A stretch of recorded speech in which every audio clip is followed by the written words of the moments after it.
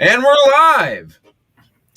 Well, howdy, book friends. Welcome to another episode of Between Two Succulents. I'm, of course, your friendly neighborhood bookseller, Brandon Rashad Butts, and I am very excited to be back with you guys once again to talk about a story that I believe matters. I want to talk about our guest today. He was born in China. He immigrated to the U.S. when he was 4. He's a graduate of Pomona College. He is currently in the PhD program at University of California. He just finished his coursework, so he's on the right path. Really proud of him. And he just hit a great milestone. He just finished publishing his very first book. And boy, does he come out of the gate swinging. It's Tom Lin, you guys. Let's welcome him. Hey, Brandon, thanks so much for having me. Yeah, oh man, it's really great to have you on. You just had your debut, but I mean, after reading your book, I can say that you have clearly been working on your craft for a little while now. So today we're going to be talking about Tom's first book, which is a Western style thriller called The Thousand Crimes of Ming, which is available now at Charm City Books. Before we get into the book, though, we're going to start things off, of course, with our favorite succulent series called Suck It To Me. And I'm going to introduce our succulent VIPs after we toss it over to Joe. Okay, Joe, can you take it away from here? Oh, I would love to, Brandon. On today's show, we're featuring two really beautiful succulents. First, we have the sedum salsa, a mysterious and alien-looking succulent that sports red-tipped leaves with a crystal-like leaf. This plant grows with a long stem and many round leaves. The faint lines on these leaves give the plant a mineral look. They need bright sunlight to maintain their colors and full leaf coverage and deep, infrequent waterings. Nicknames for this plant include many fingers and blue jelly beans. Oh. And we have blue elf sedivaria. I really like this one because it looks like a tree. Beautiful and bountiful blooms are what gives this hybrid its cheery nickname of the happy plant. Blooming multiple times per year, the flowers make it a showstopper. Aside from their cheerful and sporadic flowering, the happy plant readily produces rambling clusters that can be easily propagated to make more plants. While it usually has teal-green leaves with pink to red tips, stress from cool autumn temperatures and a slight withholding of water force the tips to become a deep burgundy. Bright light or sun brings out more vibrant colors. And those are our two plants, the salsa and the blue elf. Oh, nice. Blue elf. Awesome. All right, Tom, so this is your moment of truth. Which one makes you want to go on a quest for vengeance in order to get it? I think definitely the salsa, because that nickname Many Fingers is just so creepy and weird. I love it. Right. Yeah, many fingers. I also am a fan of jelly beans, so that one sounds, that's a good choice. That's double good, yeah. Exactly. All right, now, awesome. Congrats on the really, really great choice on the succulent. Let's get into this book. I remember growing up, honestly, and my granddad was one of those grandfathers that always watched like the old westerns and the cowboys and on the cable channel that was like 500 something that only played westerns all the time. And I was always wondering, like, what got him so interested and fascinated him so much about westerns.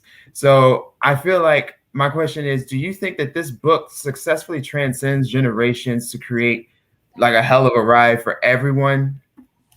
Yeah, I mean, for sure. I think, I love it, and I'm 25, so that's the younger end covered. And my agent's mother read it, and she loved it, and she's 97, so that's at least coverage from between, from the last century or so. But I think we all like westerns because it's a genre that celebrates life just being like incredibly difficult. Like it's a genre that loves misery. The whole point of it is that like you're suffering. That suffering is making you into like more of a human being. There's like this joke that was sent into Reader's Digest in the 70s that I really like, which is, it goes, my wife and I were at a restaurant. We met another couple, and then the wives paired off to go shopping, and I invited the man to go sailing.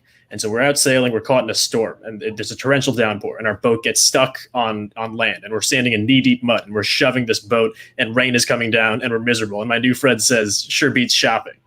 And like it's that kind of joke that's just like I think that's at the root of the Western. It's just like you're just miserable, and isn't it great to be so miserable? And I think that's what I've always loved about Westerns. Is just reading about someone just going through just the worst day of their lives every single day, and it makes them better for it. Yeah.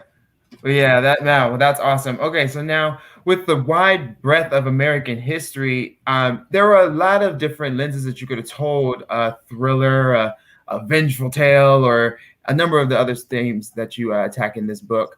What made you want to specifically focus on the genre as well as the geography as a landscape for this story?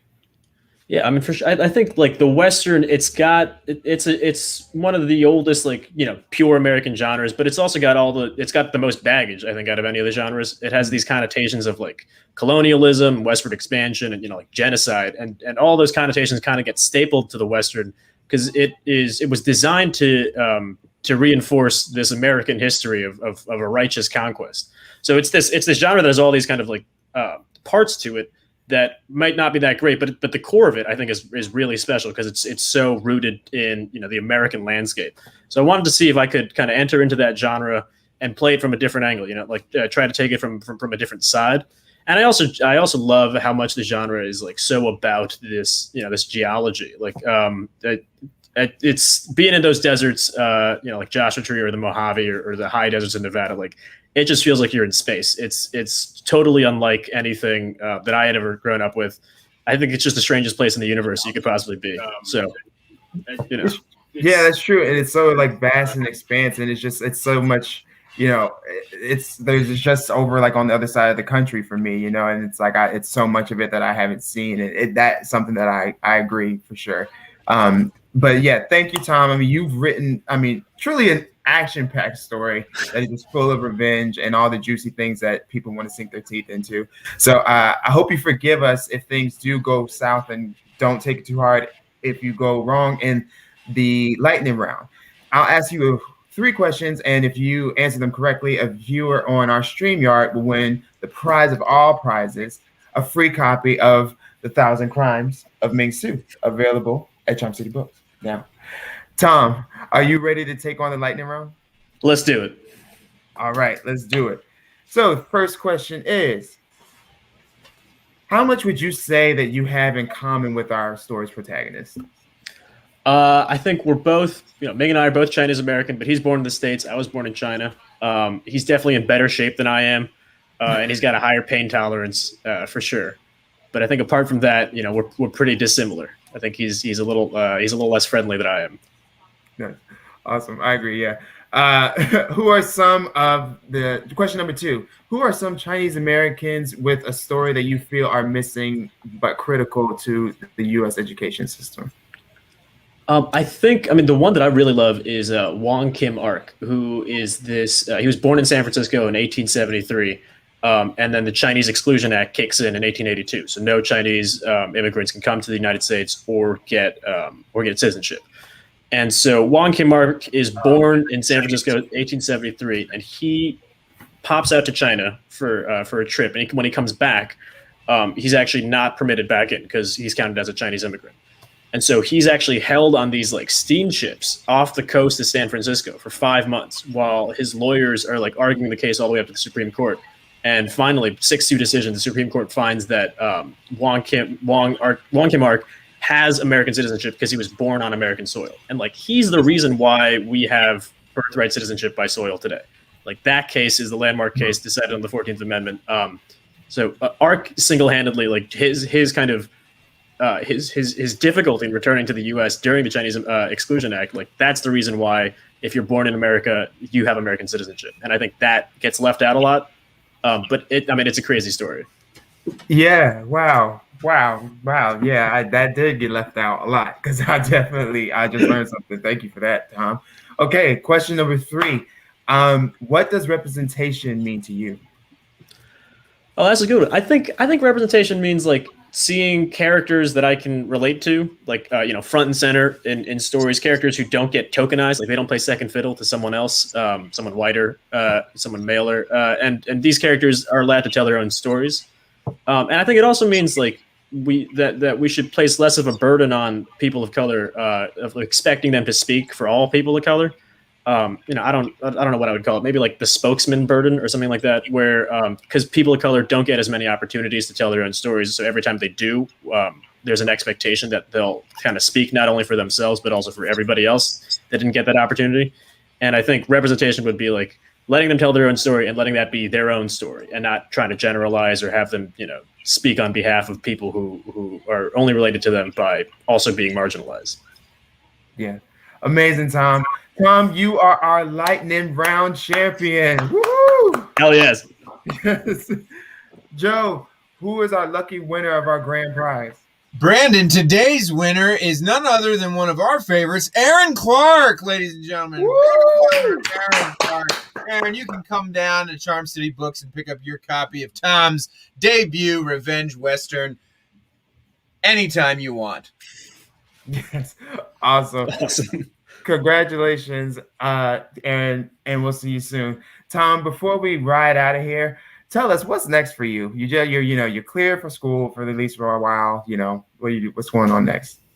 This is coming up this weekend. I got to watch some YouTube videos and figure out what to do about my own succulents. I got this one, which is getting all weird, and it has all these like different offshoots on them. And I think I have to behead it, which is what the internet tells me. But I've never done that, so I want to make sure I do it right. So that's my weekend project. Oh, we love a surprise cameo. We thank you for that. We appreciate that. Are there any organizations or causes that you want to take this opportunity to shout out and tell our viewers about? I'm always a big fan of Doctors Without Borders, and they're doing really important work right now, especially with the coronavirus pandemic, especially in countries that aren't as wealthy as the United States. Doctors Without Borders is doing really, really important work there. So that's my pitch. Awesome, nice. Well, guys, don't let this book fool you. Tom Lin is clearly a great guy and a mighty fine author, and the author of The 1,000 Crimes of Ming, available again at Charm City Books, which you can order online at charmcitybooks.com or pick up your copy when you stop by Charm City Books in person. Tom, thanks for braving the Wild West to be here with us. I really appreciate it. It was fun. Thanks so much, Brandon. All right. And thank you all for braving the wilds of social media to spend a few moments with us between two succulents. Stay hydrated, get vaccinated, and pick up a new book. Bye, guys. Thank you.